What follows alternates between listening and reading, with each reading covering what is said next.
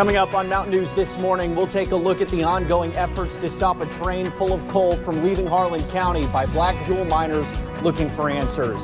And officials in McCreary County are angry over a department policy that forbids probation and parole officers to assist police in emergencies. Plus, one volunteer firefighter is left with nothing after his home in Perry County burned to the ground.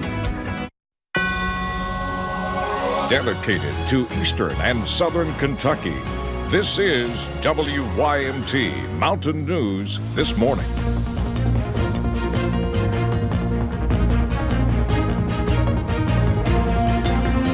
Good morning. It is 4:59 on Tuesday, July the 30th. I'm Will Puckett. Thank you for tuning in to Mountain News This Morning. Well, yesterday was a little bit warm, but the sun was out for almost all the day. Today, we're going to see the opposite. Let's bring in Brandon Robinson this morning to get a breakdown of just what we should expect on this Tuesday. Brandon, good morning. Good morning, and things are a little bit of a different story today, as you mentioned. We're seeing some rain off in the distance, but still dry for now. That trend will not continue and deeper into the morning. Let's take a look at live pinpoint Doppler radar, and you can see that rain into parts of central Kentucky. Now, here's the thing. It's going to stay scattered for a lot of the day, but we are going to see a lot of coverage on that. Still some fog this morning across parts of the area. Harlan down to 5 miles there. Remember, 5 miles is that threshold, and some other folks getting close there. So some patchy dense fog is around. Temperatures cooler in the Cumberland Valley corridor there, and out toward I-75, a little warmer up in those northern counties there. Out the door forecast, I had to split the difference on this one. So let's go 65, a little warmer in some areas we know, and temperatures will climb only to the low 80s, with rain chances really picking up as we go deeper into the day. The rest of the forecast coming up here in just a few minutes. Will? All righty, Brandon, thank you. Well, hundreds of Black Jewel miners are going on a full month without pay. Frustration and confusion turned their questions into action. More than 20 miners are currently camped out along the railroad tracks in Harlan County, refusing to let a train carrying the coal that they mined from one of their mines leave. Our Connor James has been out there since yesterday afternoon when the protests began. He joins us live now from Harlan County with more. Connor, good morning. Hi, good morning, Will. We're going on about 15 hours since those initial protests began. Like you said, we're along US 119, just a little outside of Cumberland. Yesterday, this area saw between 75 and 100 people, but now there's a core group of about 15 to 20 men here, some with their families. Now, this all started yesterday at the Cloverlick mine. The train there currently blocking was leaving that mine with coal many of these men mined and still haven't been paid for. These miners tell me they're trying to send one clear message: pay them for what they worked. They say until they get answers, they have no intention of moving. We get our money, this load of coal that's on this train can go by. But until then, there'll be no trains coming in, there'll be no trains going out.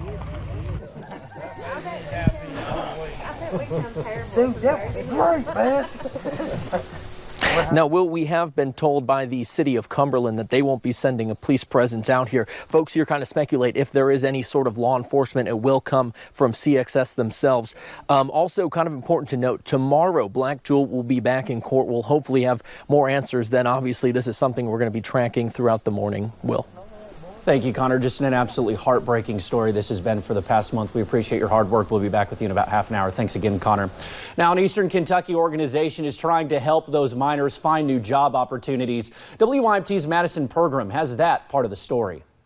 It has been nearly 1 month since the Black Jewel miners have been without a paycheck after the company filed for Chapter 11 bankruptcy. They deserve it. They need it. Deserve and need help and opportunities. There is plenty of opportunities for them to retrain, and we're here to help them. Something that many across Eastern Kentucky have been trying to provide miners, including the Eastern Kentucky Concentrated Employment Program, also known as EKCEP. It's in times like these where we partner with businesses and community action and our colleges around the area to, kind of to pull together collaborative opportunities. Opportunities, part of a vision that EKCEP and its executive director, Jeff Whitehead, are very familiar with. Our vision is that, we get the skill set there, and now we start having people like DashCore and other companies come. Providing miners with as many opportunities to get them back on their feet. That includes 2 upcoming job fairs, August 20th in Letcher County and August 21st in Harlan. Life gives you a blow, and you step back and you try to to make the best decision now. Keeping focused on one thing. Keep a positive attitude and keep working. It's about giving minors something they deserve. Make sure that these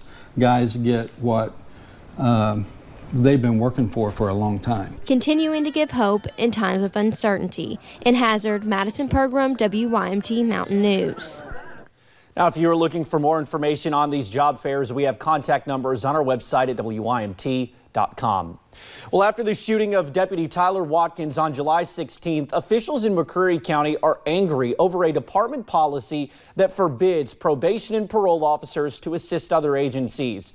County leaders say the area only has 2 deputies. A probation and a parole officer were only 5 miles from the shooting scene, but were told to stay away. A constable and a volunteer firefighter, which typically have less training, were the ones there to save Deputy Watkins' life. When an officer goes down, you know, it's a standing rule in law enforcement. Everybody goes. If you're close, you drop what you're doing and you go. You know, and the hell with policy and the hell with procedure, you go.